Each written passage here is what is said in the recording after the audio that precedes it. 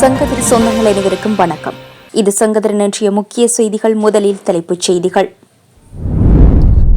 50,000 ரூபாய்க்கு குழந்தையை விற்க முயன்ற தாய் தமிழர் பகுதியில் அரங்கேறிய அதிர்ச்சி சம்பவம். காவி உடையில் போதைப்பொருள் கடத்தல் வசமாக சிக்கிய பௌத்த பிக்குகள். பெண்களை துப்பாக்கியால் மிரட்டிய MP அர்ஜுனா தமிழர் பகுதியில் பரபரப்பு, போலீசார் எடுத்த அதிரடி நடவடிக்கை. செல்வதனூடாக உங்கள் விளம்பரங்களை சரியான வாடிக்கையாளர்களிடம் கொண்டு சேர்க்கின்றோம். இன்று இணையுங்கள். மின்னஞ்சல் முகவரி KATHIRSEN606@gmail.com. உங்களின் அடுத்த வெற்றிகரமான விளம்பர பயணத்தை இன்றே தொடங்குவோம். சைபர் தாக்குதல் அபாய பட்டியலில் இலங்கை மக்களுக்கு விடுக்கப்பட்ட எச்சரிக்கை. திரைசேரியிலிருந்து திருடப்பட்ட $2.5 மில்லியன் மக்களுக்கு பேரிடி செய்தி. பெற்றோரின் முடிவால் பிள்ளைகளுக்கு ஏற்பட்டுள்ள ஆபத்து, விடுக்கப்பட்ட அவசர கோரிக்கை. தொடர்ச்சியாக வரும் கப்பல்களால் தடையின்றி எரிபொருள் கிடைக்கும், நிம்மதியில் பொதுமக்கள். துப்பாக்கியால் சுட முயன்ற நபர் அலறி அடித்து ஓடிய ஜனாதிபதி டிரம்ப். இதுபோன்ற செய்திகளை உடனுக்குடன் தெரிந்து கொள்ள செங்கதிர் சேனலை சப்ஸ்கிரைப் செய்து இணைந்திருங்கள். இனி விரிவான செய்திகள்.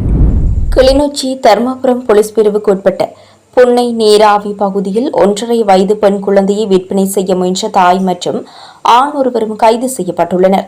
50,000 ரூபாய்க்கு விற்பனை செய்த தாய் மற்றும் தந்தை என கூறப்படும் ஆண் ஒருவரும் அப்பகுதி மக்களால் பிடிக்கப்பட்டு தர்மபுரம் போலீசாரிடம் ஒப்படைக்கப்பட்டுள்ளனர். தமக்கு 2 குழந்தைகள் இருப்பதாகவும் வறுமையால் ஒரு குழந்தையை வளர்க்க முடியவில்லை என்றும் அவர்கள் தெரிவித்துள்ளனர். இருப்பினும் அக்குழந்தை உண்மையில் அவர்களுடையதா என்பது குறித்தும் இதன் பின்னணியில் கடத்தல் கும்பல் ஏதும் உள்ளதா என்பது குறித்தும் போலீசார் மேலதிக விசாரணைகளை மேற்கொண்டு வருகின்றனர். பண்டாரநாயக்க சர்வதேச விமான நிலைய வரலாற்றில் முதன்முறையாக 110 கோடி ரூபாய் பெறுமதியான போதைப் பொருட்களுடன் 22 பௌத்த பிக்குகள் கைது செய்யப்பட்டுள்ளனர். பாங்காக்கில் இருந்து வருகை தந்த இவர்களிடம் 110 கிலோகிராம் குஷ் மற்றும் ஹசிஸ் போதைப் பொருள் இருந்தது கண்டறியப்பட்டது.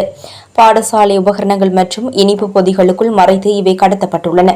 இவர்கள் ஏப்ரல் 22 அன்று ஒரு அனுசரணையாளர் மூலம் பாங்காக் சென்றதும் அங்கு சாதாரண உடையில் இருந்த வீடியோ ஆதாரங்களும் போலீசாரால் கைப்பற்றப்பட்டுள்ளன. நாட்டின் பல்வேறு பகுதிகளைச் சேர்ந்த பல்வேறு கல்வி நிறுவனங்களில் உயர்கல்வி பயிலும் இளம் துறவிகளே இவ்வாறு கைது செய்யப்பட்டுள்ளனர். யாழ்ப்பாணம் இளவாலை பெரியபுலான் பகுதியில் காணி தகராறு காரணமாக நாடாளுமன்ற உறுப்பினர் ராமநாதன் அர்ஜுனாவிற்கும் பொதுமக்களுக்கும் இடையே முறுகல் ஏற்பட்டுள்ளது. நீதிமன்றத்தில் வழக்கு நிலுவையில் உள்ள ஒரு காணியை துப்புரவு செய்ய அவர் சென்றபோது பொதுமக்கள் எதிர்ப்பு தெரிவித்துள்ளனர். இதன்போது அர்ஜுனா தனது தற்காப்பு துப்பாக்கியை காட்டி பெண்களை அச்சுறுத்தியதாக காவல் நிலையத்தில் முறைப்பாடு செய்யப்பட்டுள்ளது. இது தொடர்பான வீடியோ சமூக வலைதளங்களில் வைரலாகி வரும் நிலையில் போலீசார் விசாரணைகளை தீவிரப்படுத்தியுள்ளனர். மறுபுறம் பொதுமக்கள் தன் மீது கல்வீச்சு தாக்குதல் நடத்தியதாக நாடாளுமன்ற உறுப்பினர் அர்ஜுனா தரப்பிலும் ஒரு முறைப்பாடு பதிவு செய்யப்பட்டுள்ளது. இந்த நிலையில் நாடாளுமன்ற உறுப்பினர் ராமநாதன் அர்ஜுனாவை பேசி அச்சுறுத்தியமை தொடர்பில் பெண்ணொருவர் கைது செய்யப்பட்டு விளக்கமறியலில் வைக்கப்பட்டுள்ளார்.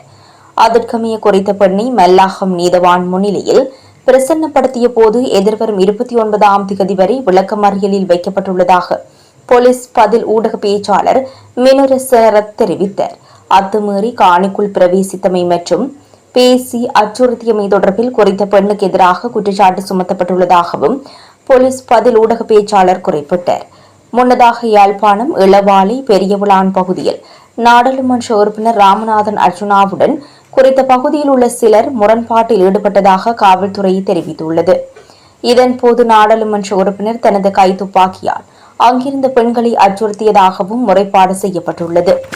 இந்த நிலையில் நாடாளுமன்ற உறுப்பினருடன் வாய் தர்க்கத்தில் ஈடுபட்ட பெண்களில் ஒருவர் இளவாலை காவல்துறையினரால் கைது செய்யப்பட்டு நீதிமன்றத்தில் முன்னிலைப்படுத்தப்பட்டுள்ளார். அரசாங்கத்தின் அனுபவமின்மையால் திரைசேரியிலிருந்து $2.5 மில்லியன் காணாமல் போயுள்ளதாக எதிர்க்கட்சி நாடாளுமன்ற உறுப்பினர் ஹர்சன ராஜகரண தெரிவித்துள்ளார். அரசாங்கத்தின் அனுபவமின்மையால் நாட்டின் வரிப்பணம் வீணடிக்கப்பட்டுள்ளதாகவும் அவர் குற்றம் சுமத்தியுள்ளார். இந்த இழப்பை ஈடு செய்ய மின்சார கட்டணம், எரிபொருள் மற்றும் எரிவாயு விலைகளை உயர்த்தி மக்கள் மீது சுமையை சுமத்த அரசாங்கம் திட்டமிடுகின்றது. திருடப்பட்ட பணத்தை பல மாதங்கள் சென்ற பின்னர் எவ்வாறு மீளப்பெற முடியும் என்றும் அவர் கேள்வி எழுப்பியுள்ளார். உகண்டாவில் உள்ள பணத்தை கொண்டு வருவோம், ராஜபக்சர்களிடமிருந்து பணத்தை மீட்போம் என்று இவர்கள் கூறினார்கள். அதையே இன்னும் செய்ய முடியாதவர்களா? இந்த மோசடியில் இழந்த பணத்தை மீட்கப் போகிறார்களா என்றும் பாராளுமன்ற உறுப்பினர் கர்சன ராஜகரண தெரிவித்துள்ளார். அதையே இன்னும் செய்ய முடியாதவர்களா? இந்த மோசடியில் இழந்த பணத்தை மீட்கப் போகிறார்களா என்றும் பாராளுமன்ற உறுப்பினர் கர்சன ராஜகரண கேள்வி எழுப்பியுள்ளார். மத்திய கிழக்கு போர் பதற்றங்களுக்கு மத்தியில் இலங்கையில் சைபர் தாக்குதல்கள் அதிகரிக்கும் அபாயம் இருப்பதாக தகவல் தொழில்நுட்ப நிபுணர் ஹர்ஷ விஜயவர்தன எச்சரித்துள்ளார். உலக அளவில் இணைய அச்சுறுத்தல்கள் நிலவும் நாடுகளில் இலங்கை 20வது இடத்தில் உள்ளது.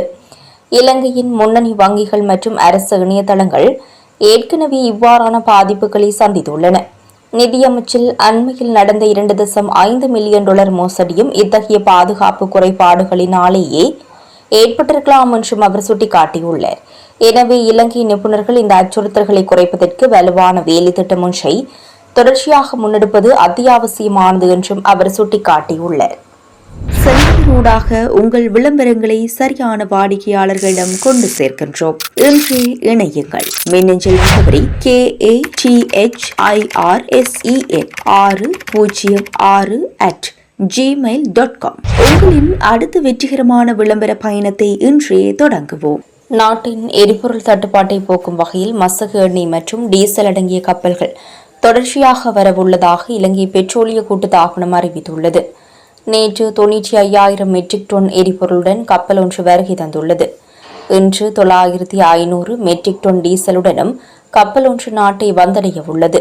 அதேபோன்று எதிர்வரும் ஏப்ரல் 28ஆம் தேதி 36,000 மெட்ரிக் டன் பெட்ரோலுடனும் மேலும் 2 கப்பல்கள் நாட்டை வந்தடைய உள்ளன. இந்த புதிய கையிருப்புகள் மூலம் ஜூன் மாதம் இறுதி வரை எந்தவித தடையுமின்றி நாடு முழுவதும் எரிபொருளை விநியோகிக்க முடியும் என பெட்ரோலிய கூட்டுத்தாபனம் அறிவித்துள்ளது. நாட்டில் மீண்டும் தட்டம்மை பெறவும் அபாயம் ஏற்பட்டுள்ளதாக சுகாதார அதிகாரிகள் எச்சரித்துள்ளனர். வெளிநாட்டிலிருந்து வந்த 2 மூலம் கொழும்பில் இந்த தொற்று கண்டறியப்பட்டுள்ளது. குறிப்பாக 9 மாதங்களுக்கும் குறைவான குழந்தைகளுக்கு இது பெரும் அச்சுறுத்தலாக உள்ளது. அத்துடன் தடுப்பூசி குறித்து நிலவும் தவறான மனப்பாங்கினால் தடுப்பூசி போடுவதை தவிர்க்க வேண்டும் என மக்கள் எடுக்கும் முடிவால் குழந்தைகள் பெரும் ஆபத்தை சந்திக்க வேண்டிய நிலைமை ஏற்பட்டுள்ளதாக சுகாதார அதிகாரிகள் எச்சரித்துள்ளனர். எனவே முகநூல் போன்ற சமூக வலைதளங்களில் தடுப்பூசி குறித்து பரப்பப்படும் தவறான தகவல்களால் பெற்றோர் தடுப்பூசியை தவிர்க்க வேண்டாம் என அறிவுறுத்தல் வழங்கப்பட்டுள்ளது.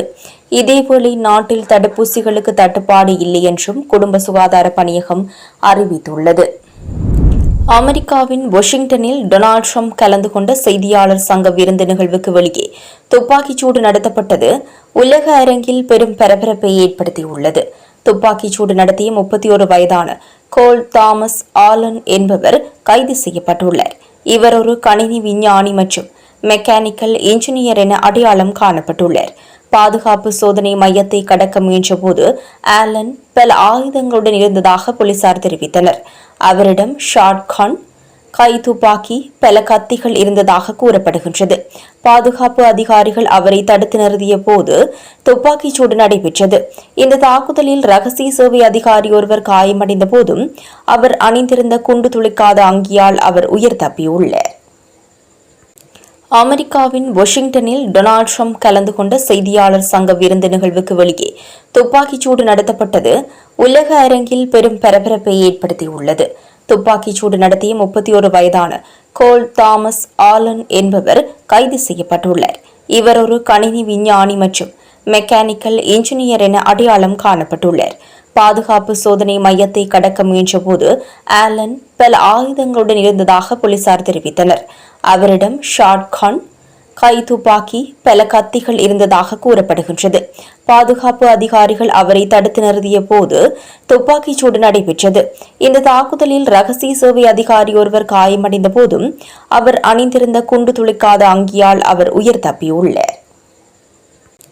அமெரிக்காவின் வாஷிங்டனில் டொனால்டு டிரம்ப் கலந்து கொண்ட செய்தியாளர் சங்க விருந்து நிகழ்வுக்கு வெளியே துப்பாக்கிச்சூடு நடத்தப்பட்டது உலக அரங்கில் பெரும் பரபரப்பை ஏற்படுத்தியுள்ளது. துப்பாக்கிச்சூடு நடத்திய 31 வயதான கோல் தாமஸ் ஆலன் என்பவர் கைது செய்யப்பட்டுள்ளார். இவர் ஒரு கணினி விஞ்ஞானி மற்றும் மெக்கானிக்கல் இன்ஜினியர் என அடையாளம் காணப்பட்டுள்ளார். பாதுகாப்பு சோதனை மையத்தை கடக்க முயன்றபோது ஆலன் பல ஆயுதங்களுடன் இருந்ததாக போலீசார் தெரிவித்தனர். அவரிடம் ஷாட்கன், கைத்துப்பாக்கி பல கத்திகள் இருந்ததாக கூறப்படுகின்றது. பாதுகாப்பு அதிகாரிகள் அவரை தடுத்து நிறுத்திய போது துப்பாக்கிச் சூடு நடைபெற்றது. இந்த தாக்குதலில் ரகசிய சேவை அதிகாரி ஒருவர் காயமடைந்த போதும் அவர் அணிந்திருந்த குண்டு துளைக்காத அங்கியால் அவர் உயிர் தப்பியுள்ளார். இத்துடன் செங்கதிரின் இன்றைய நாளுக்கான பிரதான செய்திகள் நிறைவு பெறுகின்றன. எமது அடுத்த பிரதான செய்திகளை நாளை எதிர்பாருங்கள்.